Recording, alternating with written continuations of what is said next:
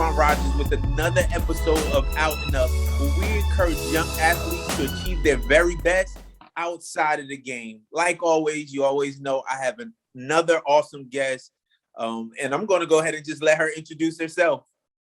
Hi, I'm Trinity Bursey. I am a current teacher and author, and I'm also a former D1 athlete. I played at University of North Carolina, Chapel Hill, go Tar Heels, and I also played a little bit in Czech Republic as well as professional. Glad to be here. Good to have you with us, Miss Bursey. And so we're going to get right into the questions. Where are you originally born and raised? So that's tricky. I was born in New York, but my dad was military. So I was born in New York, moved to Louisiana, Nebraska, England, North Carolina. So, I say a little bit of everywhere. All right. Wow. So what part of New York? Were you in the city, upstate? We were upstate. So it's called Rome, New York, kind of near Utica. Okay. All right. Awesome. When did you start? You talked earlier about being a Division I basketball player. So I'm sure you didn't just start in college. When did you start playing basketball? I've always been athletic when I was a kid, but it really started when we moved to England. There really wasn't much to do there. It was a new place, and my dad went and got a basketball book from the library. And so we just started looking at drills, looking at things, and just started working on it. Just kind of fell in love with the sport. I'd watch videos and just love seeing, just the competitiveness. I just loved the sport. So I would just work on it, practice it, day in, day out. Okay. All right. In your youth, did you play any other sports besides basketball? I did a little bit of, I was, just athletic, good at pretty much all sports, but I really wanted to focus on basketball because I knew that's what I wanted to do. I wanted to go to college for basketball.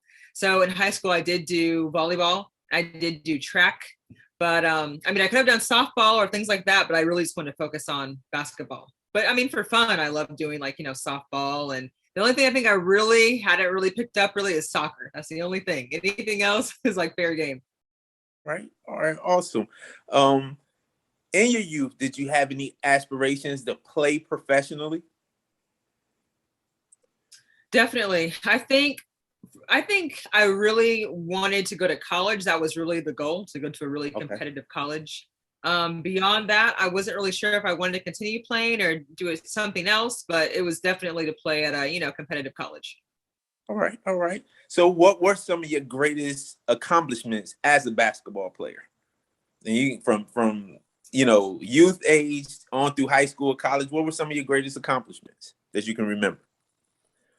One of my favorites was being in England.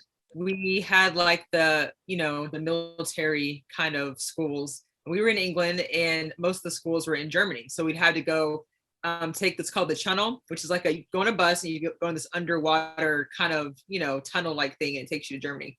And so we'd go there and we'd play, and we had a tournament there, and we actually won the, tournament there. So that was a pretty big, experience there. It was I think the first one that our school had ever won. So I actually played 2 years of high school in England and 2 years of high school in North Carolina. Okay. And what part of North Carolina did you play high school basketball in? Harnett County. Harnett. Okay. All right.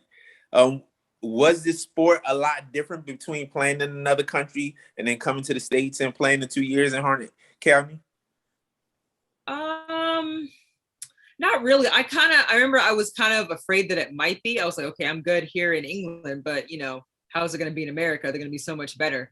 But when I got here, I didn't really see, at least in my area, a lot of people that were really as serious, because I always thought, oh, they're really serious about basketball. I think just the area I was in, they weren't as serious about basketball. And of course, when I did AAU, there were a lot more serious players, but it wasn't quite what I expected in high school.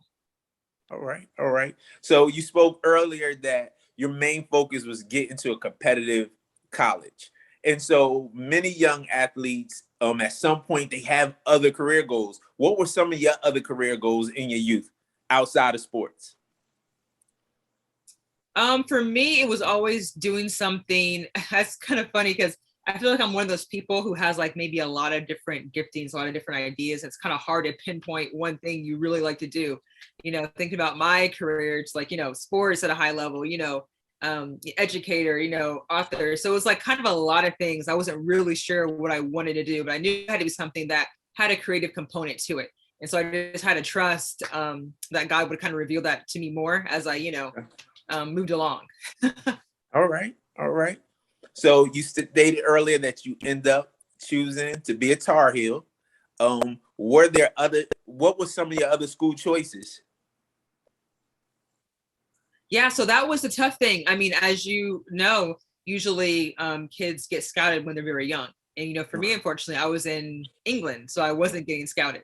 So Okay. that was kind of a concern. I was like, how am I going to get scouted? How am I going to show I can play if I don't get out there? And so I actually didn't come to America until my junior year of high school. And usually by that time, it's already too late. So I was like, man, what am I going to do? Like, just, being prayerful, because most of the teams already have their classes coming in by, maybe right. their freshman year.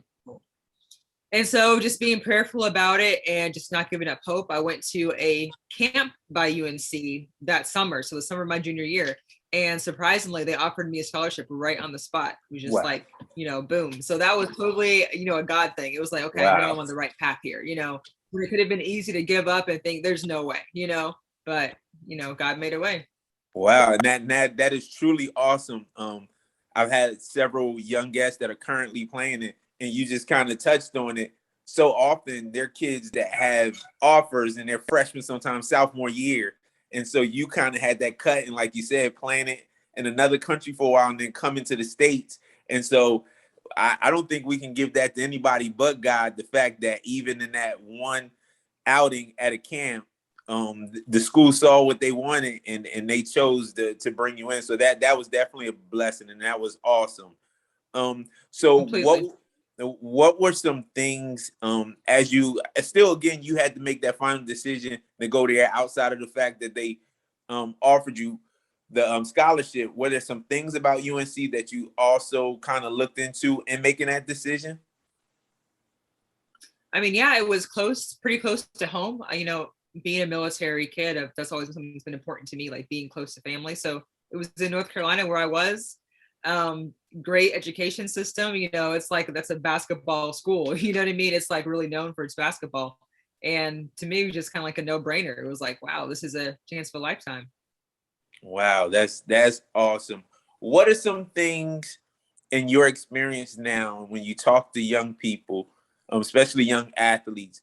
What are some things that they can do to really prepare themselves to go to that next level from high school to playing on a Division I level?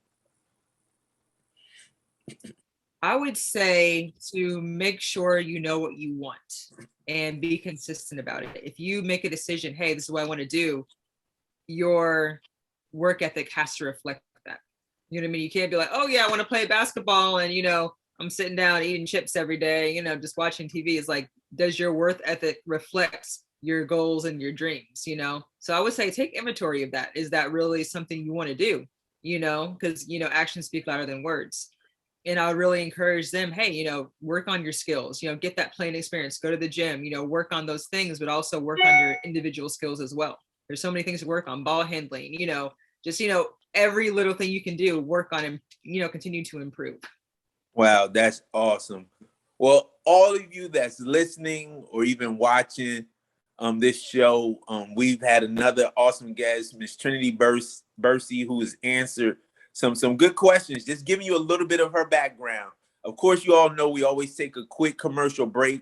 So we're about to take that break, but we'll be back with a few more questions where Miss Bursey will get into what she's currently doing, as well as we'll touch a little bit on her experience at being at UNC. So after this break, we'll be right back.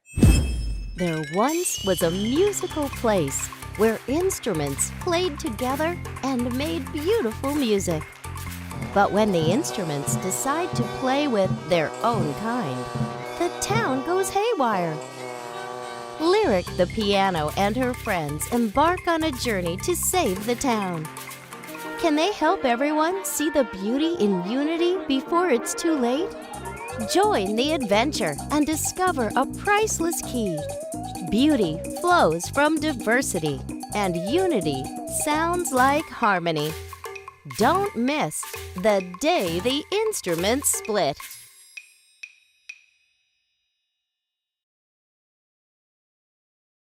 Well, hello, this is Antoine back with the second half of our show. Again, joining us today is Miss Trinity Bursey. Again, this is Out and Up, where we encourage young athletes to achieve their very best outside of the game. So thanks again for joining us today, Miss Bursey. And so we're going to get into the second half of the questions. You ready? Ready. Okay. All right. So at UNC, what did you major in? I majored in psychology at UNC. It actually took me a long time to figure out what I wanted to major in. So there's just so many, directions I could go, but ultimately it was psychology. Okay. All right. What are you currently, what career field are you currently working in today? What are some things that you're doing? So right now I'm in the education field. I'm a special education resource teacher, which I basically help students that kind of need support in math or reading. And I'm also getting my graduate degree in counseling. Okay, well, that's awesome. That's awesome. So, Ms. Bursey, for those that don't know you, I know that you're also an author. You do some poetry also. For those that ever come in contact with you, I'm sure you have it in your bag to do some training when it comes to the sport. But let's talk about you as an author. Go ahead and tell us the name of your book and just give those that don't know the background on what your book is about. Yeah, so my book is called The Little Piano. And basically just the book, it's teaching us that we're loved and we're significant just for who we are. It follows a character, her name is Lyric the Little Piano, and she feels like she has to be, famous and popular in order to be loved. But in the end, she realizes that she's loved just for who she is. And so it's just a message that I know is close to my heart, being an athlete, feeling you get to perform and do things in order to get, the appreciation, all of that, knowing that, hey, God, he loves us just for who we are. And it's good to have people around you that can really appreciate us just for who we are, not just for what we do. Okay, awesome. So go ahead and tell those that's listening or viewing how they can find your book. Yeah, they can find it on Amazon. If there's an ebook, there's the paperback copy, and there's also not a read aloud, but I guess an audio version of the book as well on Amazon. So all three versions on Amazon. And there's also some pretty good, there's a good YouTube video by Kidlit TV. They did like a little kind of they animated a little bit. So it's a pretty cool version they did on there. All right. In your book, are you targeting a certain age group? So that's tricky. I feel like the animation, the cartoon, the pictures, it appeals to younger kids, but the message really can appeal to anybody at all. With C.S. Lewis, who said that children's books are sometimes even better for adults than even for children. They can put more into it so they can get more out of it. So sometimes children's books, even though they're for kids, adults can really, get even more. Right. And as I heard you even explaining what the book was about, I'm sitting here kind of saying the same thing, knowing that it has the animation feature to it. However, I think the message is something that I think will touch the lives of even many adults. And you connected it all, even to the athlete. I mean, I think, again, it goes right again with the program, the Out and Up program, and that we're trying to get young people to, one, know their identity and who they are. And so you touched a little bit on that, but that even on the bigger scale, you're not looking for identity in something like basketball or football or sport, and that making sure you know who you are. So I think it sounds like an awesome book. I believe many adults will be blessed by. So those that's listening, she gave you the link. At any time you can go back and rewind and listen to it again. But please take an opportunity, whether it's for yourself or your children, definitely support Ms. Bursey and go out and buy the book. So definitely, we wanted to make sure we got that in. When did you decide to become an author? That's tricky. It really wasn't something I feel like I decided. That was really something that God kind of, I would say kind of gave me. I know it sounds a little crazy, but I was really doing a lot of praying. It was like, God, I had different ideas. And I was like, God, where do you want me to, go from here? Like, what do you want me to do? And he kind of gave me a story kind of out of nowhere. And I took it to my mentor and I was like, hey, I have the story idea. What do I do with this? And she was like, it needs to be a book. I'm like, great, but how? And she's like, pray about it. And so long story short, found an awesome illustrator, found a way to publish it, and it all came together. And it just, the message, the illustrations, everything just came together beautifully. It fits right. And like you said, a lot of adults have come to me and said, wow, this book is amazing. It speaks to them too. So, That's and it's good. actually a series. So it's one book of many. Book 2 is going to be coming out hopefully by November. So stay tuned for that one. Okay, awesome. And I was just about to ask you, were there some other books in the works? So outside of part 2, are there some other things that you're looking at or working on as far as your writing? For sure. I've already written about 7 books, so I have them all lined up. But I'm definitely looking at doing some more collaborations with different orchestras to do read alouds that way. I don't want to do it too soon after the book's released, but probably a little bit, after the book's released, I'll be doing some more, with them. Okay, but definitely part 2, you said we can look forward to seeing that in November timeframe. Mm-hmm. Okay, so you've kind of touched on the book, and even I believe you even touched on the motivation behind the book and when you got the book idea from. So since you've become a writer, is it something that you find yourself regularly, and you talked about it earlier, it seems like you're very much so motivated by your faith and everything. So do you find yourself kind of praying about the next idea, or you just find yourself just receiving the next idea for a book? Yeah, well, the cool thing about God is we stay prayerful. He can speak in different ways. There can be a conversation you have with somebody, or maybe a topic comes up. It's like, hey, I can kind of see how that fits. And it's kind of cool because, God's creative too. And so books don't always come the same way, a different idea or different, thing or event, they spark an idea from, different book, from book to book. So yeah, it's all him. He gets the glory for it. I just feel like I'm just kind of, putting it on paper, and he's the one, kind of giving the ideas. And I think it's awesome. Those that's watching the show, we've had several shows prior to, and so we've never much on the out and up and touched much on faith. However, those that know me personally know I'm a man of faith. So I will even say, and we'll go back a little bit to basketball. Did your faith play a big part in even your career as a basketball player? Sure. The way I competed, the way I, treated people, the way I conducted myself off the court, it definitely impacted things.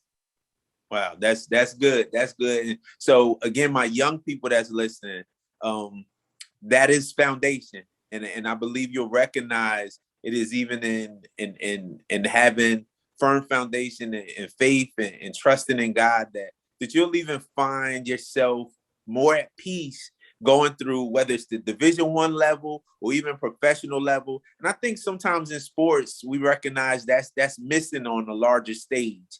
I know as a sidebar, those that typically watch Out and Up, we don't normally go here, but for me, it's very important because it's a part of who I am. And that, so many of our young people are left lost, once the sport is no longer there. They don't make it in high school, they don't make it in college, or don't make it to the pro level. And then that was their foundation. Versus if they have a personal relationship with God, you'll find that you won't feel left empty-handed afterwards. So that's my little sidebar, and I'll call this my faith show because I don't talk about it a lot on the Out and Up platform. However, I believe it's important that our young athletes know, don't put your faith in the sport that you're playing. Utilize it as the vehicle and the platform that God allows you to use it for. But understand that there's a bigger purpose in life for you. And I think once you recognize that, you'll definitely find yourself going a long ways in life, even when the sport is no longer a part of your life. So I thank you for opening that door and really touching on those things today, Miss Bursey. Thank you. Let's go to the next question. What opportunities have you had since being out of school to really give back to the community or other young athletes? Have you done some public speaking or speaking with different groups or at schools? Have you had those opportunities since graduating from UNC? Oh yeah, countless, I'd say. One recently I did with the YMCA over in Fayetteville, and so I was able to go in there, and there was 2 groups of kids. It was pretty big groups, and I was able to do a presentation with the book, and even have the kids do little activities that I have that connect with my book. And one thing they really loved too was I even spin a basketball on a pencil, and so they love doing that, and so they love seeing that anything is possible. You have the right people around you, what may look impossible, you can do it when you have people that, are around you supporting that do have those skills. So something I incorporate and the kids love it. It's a little exhausting, but the kids love it. So I was able to do that. That's awesome. How important is it for young people to have positive people in their circle? Ooh, so important. I'm sure everyone heard that phrase, show me your friends, I'll show you your future, but it's so true. Like who we surround ourselves with, as even you're talking about as far as God's word, and like you surround yourself with his word, with his, mindset, you're going to go far. And so it's all about, what we put into our mind, who we put around us, that's going to determine where we're going to go. Because you can have people, you could be a great athlete, but you have people who are always negative and pessimistic, you're not going to do well. But you have people that can push you, in a healthy way and, help support you, keep you up. There's no telling how far you can go. I mean, think about it. The Bible says life and death's in the power of the tongue. And those people around you, they're either putting life into you or death into you. It's your choice. So it's so important to have the right people around you. That's good. That's good. That's good. So for the young athlete, I would say who is at a point where they recognize, maybe I'm not going to make it any further than high school, or the college athlete, I'm not going to make it to the pros. I just want you to take a minute to speak to them about focusing even throughout that process. So if they're just starting high school, speak to them about focusing on their life outside of that sport and really recognizing their identity, outside of the game that they're playing. Can you speak to that for a second? Sure. I mean, it can be so easy to get your identity caught up in, your sport or things like that. I know that's what happened to me too at one point. But I would say really, press in. It may seem cliche or whatever, but really press into God. He's the one who's not going to steer you wrong. Whatever it is he points you to, you may be great at, but make sure you don't make that an idol itself. You may be great at something else, but make sure you keep him in the whole perspective. And I like to say too, that everyone has, different gifts. You're great at something I'm not great at. I'm great at something you're not great at, but I feel like if we just embrace our gifts and our talents, we're going to see success in those areas. But of course, giving all thanks to God in the midst of it and making sure that doesn't become an idol in your life. Right. Well, that's good. I have one last question, but I want, again, before we close out, if someone wanted you to come out and speak to a group of kids or speak to a group of people, whether it's about your book or just about your life experiences and everything like that, how else could they reach you? I know you gave us the Amazon link earlier, but I just wanted to make sure we cover how could they reach you if they wanted you to come out and speak? Yeah, they could reach me through email. It's Trinity Bursey, my first and last name, @gmail.com. They can shoot me an email there, and I would be happy to do that. All right, awesome. Miss Trinity, we thank you for joining us today. Last question. Who is it that inspires you in life? I feel like it's interesting because I feel like it's important to have people that you actually encounter that inspire you. It's also important to have people, in the world that inspire you as well. I would say my mom right now, she really inspires me. She's right now getting her doctorate degree. She's working super hard. So she inspires me every single day. I'm involved in a women's ministry, and they all inspire me just the way they selflessly, pour out to the women in our church. And I would just say people like recently the Olympics, just watching those athletes inspire me, and different things, films and, different directors, they inspire me, their creativity. So I feel like it's important to get that inspiration from different places. But of course, the Bible, of course, definitely inspires me. That's definitely a no-brainer. Wow. Well, that's good. Ms. Bursey, we thank you again for joining us. I'm hoping that something in our conversation, or I believe that something in our conversation will impact someone that's listening. So you definitely are our guest. I enjoy having you today because we opened up a different platform now. I know I typically don't talk about, but I'm a man of faith all day, and there's no shame in that. And so I don't mind the world knowing who I am as a believer. However, today we were able to not only touch on that foundation that we both have in our life, as well as hearing a little bit of your experience being a Division I basketball player, and then going on to continue and be blessed and successful as a writer, as well as a teacher, and also a speaker. And so I just pray that young people watching will see the examples that we've been able to bring you on the show of people who have played at a high level and played for some big universities, but still there's been life afterwards. And so I just challenge you young people to continue to work hard, to know who you are. And today we covered it, know who you are in God, you know, and I believe in doing so, you'll find out who your identity is in. And we thank you again, Miss Bursey, for joining us. Thank you. Thank you. It's been a pleasure.